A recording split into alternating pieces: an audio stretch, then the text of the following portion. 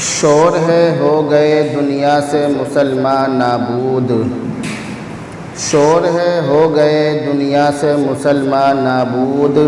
ہم یہ کہتے ہیں کہ تھے بھی کہیں مسلم موجود، وضع میں تم ہو نصارا تو تمدن میں ہنود، وضع میں تم ہو نصارا تو تمدن میں ہنود،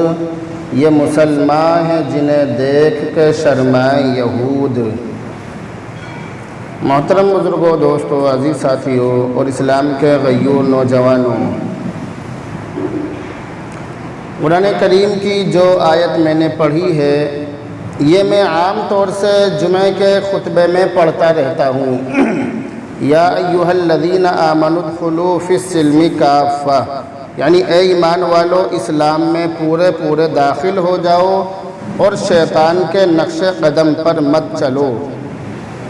اس کے بعد جو میں نے حدیث اللہ کے نبی علیہ السلام کی پڑھی ہے، اس حدیث کے اندر حضرت مالک رضی اللہ تعالی عنہ اپنا واقعہ بیان فرما رہے ہیں۔ حضرت مالک رضی اللہ تعالی عنہ اپنا یہ واقعہ بیان فرما رہے ہیں۔ حضرت مالک رضی اللہ تعالی عنہ قبیلہ بنو لیث کے ایک فرد تھے، ایک انسان تھے۔ قبیلہ بنو لیث سے آپ کا تعلق تھا، تو وہ اپنے بارے میں یہ بیان فرما رہے ہیں کہ ہم اور ہمارے قبیلے کے کچھ لوگ اللہ کے نبی علیہ السلام کی خدمت میں حاضر ہوئے۔ آپ کی خدمت میں پہنچنے کے بعد ہم نے کچھ دن قیام کیا، فَأَقَمْنَا 20 يَوْمًا وَلَيْلًا، یعنی 20 دن اور 20 رات ہم اللہ کے نبی کے پاس رہے۔ ہم نے اللہ کے نبی کے پاس قیام کیا 20 دن اور 20 رات،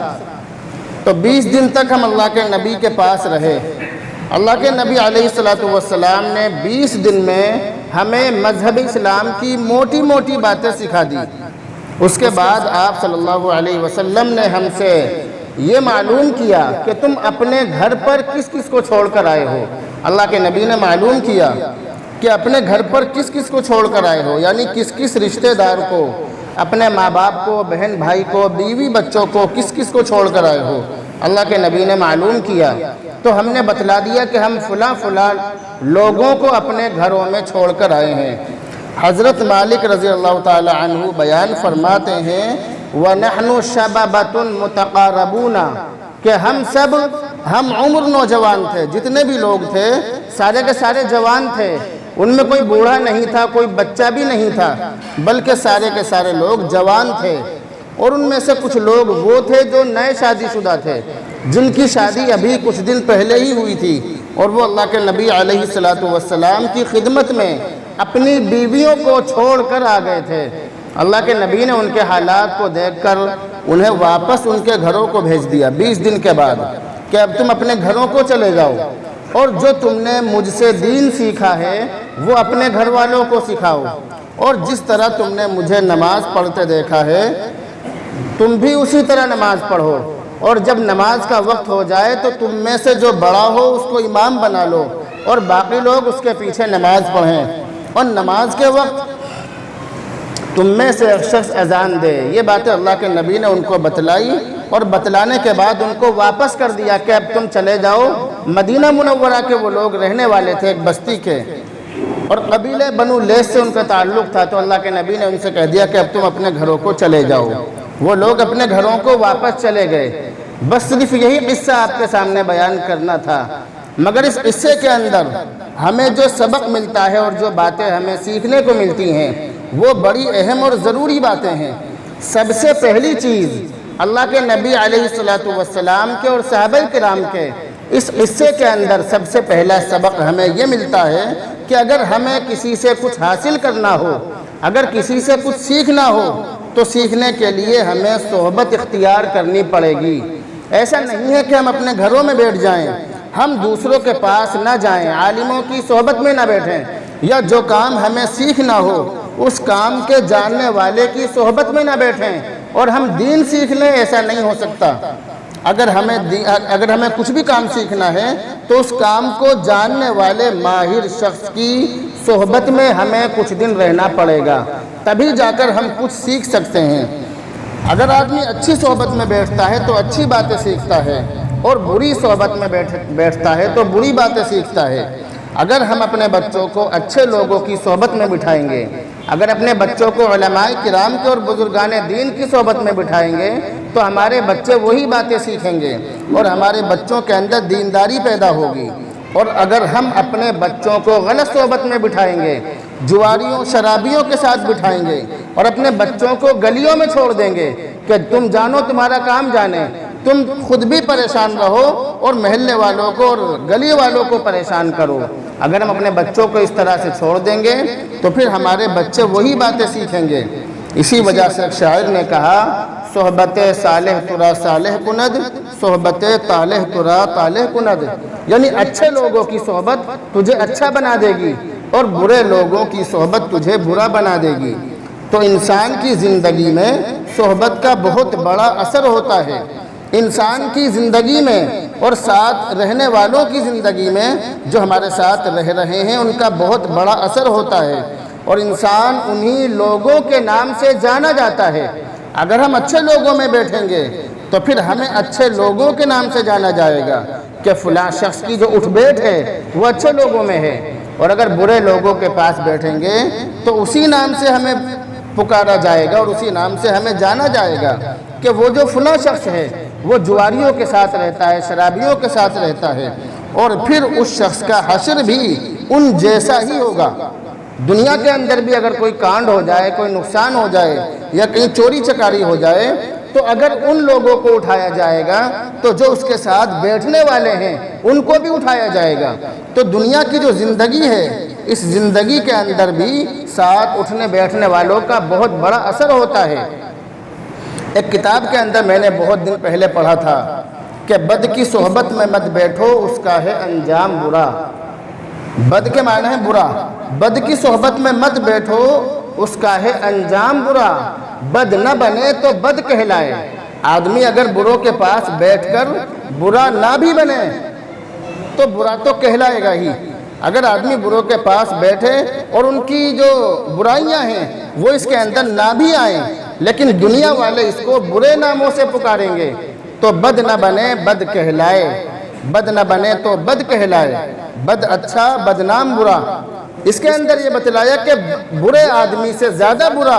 وہ ہوتا ہے جو برائی میں بدنام ہو جائے۔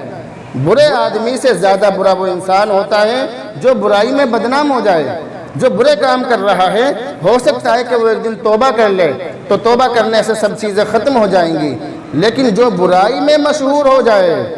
تو دنیا کے اندر اس کا جینا حرام ہو جائے گا۔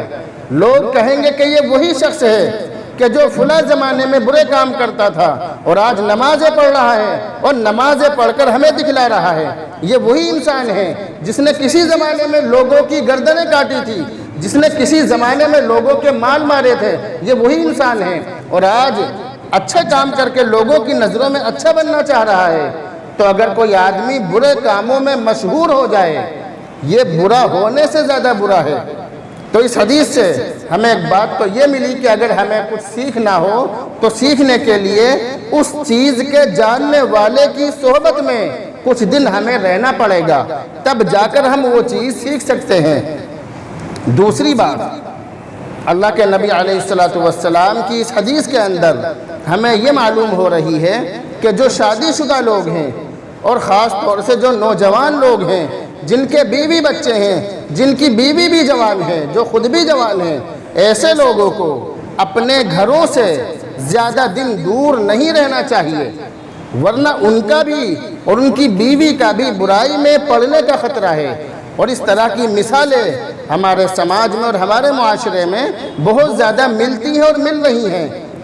کہ شوہر کہیں دور نوکری کر رہا ہے یا باہر ملک چلا گیا یا کسی نیک کام کے لیے چلا گیا، اپنے بیوی بچوں کو چھوڑ گیا اور بیوی بچوں کے پاس کھانے تک کو نہیں ہے، پھر وہ اپنا پیٹ پالنے کے لیے غلط کام کرنے پر مجبور ہو جاتے ہیں۔ اور انسان کی خواہش ہے، میاں بیوی کا جو ملان ہوتا ہے، میاں بیوی کا جو ملاپ ہوتا ہے وہ انسان کی خواہش ہوتی ہے۔ اگر میاں بیوی ایک دوسرے سے بہت دن زیادہ دن دور رہیں گے تو ان کے گناہ میں پڑنے کا خطرہ ہے۔ اسی وجہ سے ہمارے یہاں پر تبلیغی جماعت میں جو لوگ جاتے ہیں 3 دن 40 دن 4 مہینے حد سے حد، 4 مہینے سے زیادہ نہیں، 40 دن 4 مہینے، 4 مہینے سے زیادہ نہیں، کیونکہ 4 مہینے سے زیادہ عورت اپنے شوہر سے اگر دور رہے گی تو اس کے گناہ میں پڑنے کا خطرہ ہے۔ ہمارے علماء کرام کو جو سال لگوایا جاتا ہے وہ فارغ ہوتے ہی سال لگانے کے لیے نکل جاتے ہیں، ان کی شادی اس وقت تک ہوتی نہیں ہے، تو اگر وہ سال لگاتے ہیں تو بیوی بچوں کا کوئی مسئلہ نہیں ہوتا ہے۔ تو جو شادی شدہ نوجوان ہے اسے زیادہ دنوں تک اپنی بیوی سے دور نہیں رہنا چاہیے، ورنہ اس کا بھی اور اس کی بیوی کا بھی گناہ میں پڑنے کا خطرہ ہے۔ اس لیے یہ وہ باتیں ہیں جو احادیث سے ہمیں معلوم ہوتی ہیں۔ تو اس حدیث کے اندر اللہ کے نبی نے محسوس کر لیا کہ یہ زیادہ ہی نوجوان ہیں، یہ ایسے نوجوان ہیں کہ جن کی شادی جلد ہی میں ہوئی ہے، اور یہاں بیٹھے ہوئے لوگ جانتے ہیں کہ جب کسی کی شادی ہو جائے تو شادی ہونے کے بعد 4-5 سال تک، زیادہ دنوں تک، اور میرے خیال سے 20 دن تک بھی آدمی اپنی بیوی سے دور نہیں رہ سکتا ہے۔ یہ شریعت کے اصول ہیں، یہ شریعت کے نیم ہیں، شریعت کے احکام ہیں کہ جب شادی ہو جائے تو اپنی بیوی سے زیادہ دن دور مت رہو، ورنہ ہم نے یہاں تک دیکھا ہے کہ شادی ہو جاتی ہے اور شادی ہونے کے بعد انسان، شوہر اپنی بیوی سے دور ہو جاتا ہے اور اس کی بیوی، شکایتیں یہاں تک آتی ہیں کہ بہنوں ہی سے لگ جاتی ہے اور پھر معاملہ بہت زیادہ گڑبڑ ہو جاتا ہے۔ تو یہ وہ باتیں ہیں جو اپنی بیوی سے دور ہونے کی وجہ سے اور شریعت کے احکام پر عمل نہ کرنے کی وجہ سے ہمارے سماج اور ہمارے معاشرے میں پیدا ہو رہی ہیں اور پیدا ہوتی ہیں۔ اس لیے اگر کوئی بھی نوجوان ہو، بیوی بچوں والا انسان ہو، تو چاہے وہ دین کا کام ہو یا دنیا کا کام ہو، اسے اپنے بیوی بچوں سے زیادہ دن دور نہیں رہنا چاہیے۔ جو لوگ سعودی عرب میں کام کرنے کے لیے چلے جاتے ہیں، شادی ہوتے ہی نکل جاتے ہیں اور اپنی زندگی کا، اپنی جوانی کا سب سے زیادہ قیمتی حصہ مال کمانے میں برباد کر دیتے ہیں، دوسری طرف ان کے بچے اپنی زندگی برباد کر دیتے ہیں، ان کی بیوی اپنی زندگی برباد کر لیتی ہے، اپنا ایمان تباہ کر لیتی ہے۔ یہ ہمارے معاشرے میں اور ہمارے سماج میں چلتا ہے۔ تو یہ وہ باتیں ہیں جو احادیث سے ہمیں معلوم ہوتی ہیں، اور ان باتوں پر عمل کرنے سے ہمارے معاشرے سے اور ہمارے سماج سے بہت ساری برائیاں دور ہو سکتی ہیں۔ تو یہ جو میں نے قصہ بیان کیا حضرت مالک رضی اللہ تعالی عنہ کا، اس کے اندر دوسری بات ہمیں یہ معلوم ہوئی کہ جو شادی شدہ نوجوان ہیں وہ اپنی بیویوں سے زیادہ دن دور نہ رہیں، بلکہ اگر باہر چلے بھی جائیں تو جلدی جلدی اپنے گھر پر آیا کریں، اپنی بیوی کے پاس بیٹھا کریں، اپنی بیویوں کو ٹائم دیا کریں، ورنہ ان کی بیوی پھر دوسروں کو ٹائم دیں گی اور پھر وہ لوگ سر پکڑ کر روئیں گے۔ تو اس حدیث سے دوسری بات یہ معلوم ہوئی، اور تیسری بات اس حدیث سے جو معلوم ہو رہی ہے وہ یہ ہے سمجھنے کی چیز کہ حضرت مالک اپنے بارے میں یہ بیان فرما رہے ہیں کہ ہم اللہ کے نبی کے پاس کتنے دن رہے، بتلائیے، جو بیان سننے غور سے، زور سے بول کے 20 دن۔ جو میں نے بیان شروع کیا تھا، جو پیچھے کے لوگ ہیں یہ بعد میں آئے ہیں، تو بیان کے اندر شروع میں یہ بات بتلائی کہ حضرت مالک رضی اللہ تعالی عنہ اپنا قصہ یہ بیان فرماتے ہیں کہ ہم اللہ کے نبی کے پاس 20 دن رہے، پھر اس کے بعد اللہ کے نبی نے ہمیں واپس بھیج دیا کہ اب تم اپنے گھر واپس چلے جاؤ۔ تو اب بتلانے کا مقصد یہ ہے کہ صرف 20 دن میں اللہ کے نبی نے انہیں کیا سکھلا دیا ہوگا۔ 20 دن میں کوئی ایسا تو ہے نہیں کہ انہیں حضرت جی بنا دیا ہو یا مولانا یا مفتی بنا دیا ہو 20 دن میں، ایسا نہیں ہے، بلکہ انہیں مذہب اسلام کی موٹی موٹی باتیں بتلا دی تھی۔ بس مذہب اسلام کی جو موٹی موٹی ضروری باتیں ہیں انہیں 20 دن میں اللہ کے نبی نے وہ بتلائی تھی بس۔ اس حدیث سے تیسری بات یہ معلوم ہو رہی ہے کہ ہر مسلمان بالغ مرد اور عورت پر اتنا علم حاصل کرنا فرض ہے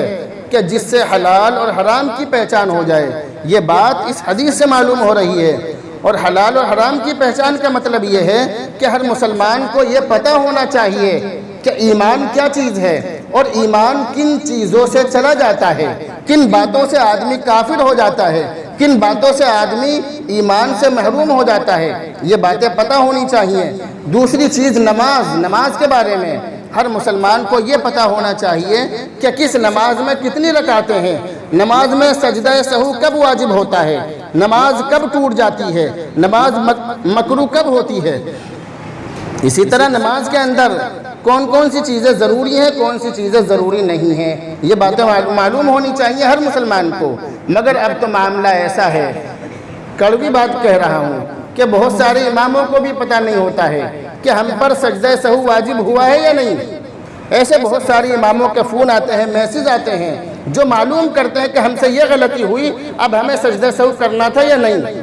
تو بہت سی مرتبہ مقتدیوں کی نماز نہیں ہوتی ہے، سجدہ سہو واجب ہو جاتا ہے اور امام سجدہ سہو نہیں کرتا ہے، یا بہت سی مرتبہ امام پر سجدہ سہو واجب ہو گیا، امام نے سجدہ سہو نہیں کیا اور پھر نماز لوٹائی جا رہی ہے، اور پیچھے سے آ کر مقتدیوں نے نئے مقتدی اس میں شامل ہو گئے، ان کی نماز نہیں ہوئی۔ اس طرح کے کام مسجدوں کے اندر ہوتے ہیں۔ تو نماز کے بارے میں ہر مسلمان کو پتہ ہونا چاہیے کہ نماز کے اندر کتنی رکعتیں ہیں، نماز کے اندر فرائض کتنے ہیں، واجبات کتنے ہیں، کن چیزوں کے چھوٹنے سے نماز میں نمازی پر سجدہ سہو واجب ہوتا ہے۔ یہ جو ساری باتیں ہیں، یہ موٹی موٹی باتیں ہیں دین کی، ان باتوں کو سیکھنا ہر مسلمان پر فرض ہے۔ اس کے بعد نمبر ہے زکوٰۃ کا۔ زکوٰۃ کے بارے میں موٹی موٹی باتیں، زکوٰۃ کس پر فرض ہے، کب فرض ہے، کتنی فرض ہے، کیوں فرض ہے، کس کو دینی ہے، کس کو نہیں دینی ہے، روزے کے حکام، روزہ کس پر فرض ہے، روزہ کن چیزوں سے ٹوٹتا ہے، کن سے نہیں ٹوٹتا، یہ ساری کی ساری باتیں موٹی باتیں ہیں۔ حج کے بارے میں جو موٹی موٹی باتیں ہیں، حج کس پر فرض ہے، کب فرض ہوتا ہے، کیوں فرض ہوتا ہے، یہ سب باتیں، یہ موٹی موٹی باتیں ہیں۔ یہ جو میں نے آپ کو باتیں بتلائی ہیں، یہ موٹی موٹی باتیں ہیں۔ کن چیزوں کو کھانا جائز ہے، کن کو کھانا ناجائز ہے، یہ ساری کی ساری باتیں موٹی باتیں ہیں۔ تو ہر شخص کو حلال اور حرام کی پہچان ہو جائے، اتنا علم حاصل کرنا ہر شخص پر ضروری ہے، فرض عین ہے۔ مولانا بننا یا مفتی بننا یا حافظ بننا یا قاری بننا یہ فرض عین نہیں ہے، ہر مسلمان پر فرض نہیں ہے، لیکن اتنا علم سیکھنا ہر مسلمان پر فرض ہے کہ جس سے حلال و حرام کی پہچان ہو جائے۔ تو اس حدیث سے ہمیں تیسری بات یہ معلوم ہو رہی ہے کہ اتنا علم حاصل کرنا ہر مسلمان پر فرض ہے کہ جس سے حلال اور حرام کی پہچان ہو جائے۔ اگر اتنا علم بھی حاصل نہیں کیا تو ایسا شخص گنہگار ہوگا۔ تو یہ وہ باتیں ہیں کہ جن کو اپنی زندگی میں لانا اور جن پر عمل کرنا ہمارے لیے بہت زیادہ ضروری ہے۔ اللہ کے نبی علیہ السلام نے منافق کے بارے میں معلوم کیا ہے، بتاؤں گا انشاءاللہ۔ ہر مسلمان کو حلال اور حرام کی پہچان ہونی ضروری ہے، کن چیزوں سے کتنی چیزیں حلال ہیں، کتنی چیزیں حرام ہیں، ہر چیز کی جانکاری ہونی ضروری ہے۔ تو پہلی بات میں نے آپ کو بتلائی اس واقعے کے تحت، اللہ کے نبی کی اس حدیث کے تحت پہلی بات میں نے آپ کو یہ بتلائی کہ گھر سے رہنے کے اصول۔ سب سے پہلی بات بتلائی صحبت، کہ صحبت اچھی ہونی چاہیے، یعنی ہم جو بیٹھے اچھے لوگوں کے پاس بیٹھیں۔ قرآن کریم کے اندر بھی فرمایا یا ایھا الذین آمنوا اتقوا اللہ وکونوا مع الصادقین، 11ویں پارے میں لکھا ہے یا ایھا الذین آمنوا اتقوا اللہ وکونوا مع الصادقین، اے ایمان والو اللہ سے ڈرو اور سچوں کے ساتھ رہو۔ یعنی صحبت جو اختیار کرو گے، سچے اور اچھے لوگوں کی صحبت اختیار کرو۔ اگر جھوٹوں کے پاس بیٹھو گے جھوٹے کہلاؤ گے، اور اچھوں کے پاس بیٹھو گے تو اچھے کہلاؤ گے۔ تو اچھے لوگوں کے پاس بیٹھو، سچے لوگوں کے پاس بیٹھو۔ اور دوسری بات یہ بتلائی کہ اپنے بیوی بچوں سے زیادہ دن دور نہیں رہنا چاہیے۔ تیسری بات یہ بتلائی، تیسری بات اس حدیث کے اندر کہ ہر مسلمان کو اتنا علم سیکھنا ضروری ہے، فرض ہے کہ جس سے حلال اور حرام کی پہچان ہو جائے۔ آپ کو معلوم ہے کہ مسجد کے اندر تعمیری کام چل رہا ہے، تیسری منزل کا لینٹر ڈالا جا چکا ہے۔ جو رہبر ہیں وہ رہبری کر رہے ہیں اور جو معاون ہیں وہ مدد کر رہے ہیں۔ آپ سب معاون ہیں، آپ مدد کر رہے ہیں۔ تو لینٹر جو ڈلا ہے مسجد کے اوپر تیسری منزل پر، جن لوگوں نے اپنی طرف سے روڑی یا بدرپور دیا، ہم نے ان سے کہا کہ خود بخود ٹرولی ڈلوا دو، ہم پیسے نہیں لیں گے تم سے، تو ہم نے پیسے نہیں لیے، لیکن پھر بھی تقریباً آدھے سے زیادہ جو سامان ہے وہ مسجد کی طرف سے آیا۔ اس کے سارے پکے پرچے میرے ہاتھ میں ہیں، سارے کے سارے۔ اور جن صاحب کی طرف سے منگایا، جن صاحب نے بھیجا اپنی ایجنسی پہ سے، اپنی کمپنی سے، وہ یہاں موجود ہیں اور وہ جانتے ہیں، ان کو معلوم بھی ہے کہ جتنے روپے کا سامان آیا اس سے زیادہ بھی ان کا قرضہ ہمارے اوپر یعنی مسجد کے اوپر ہے۔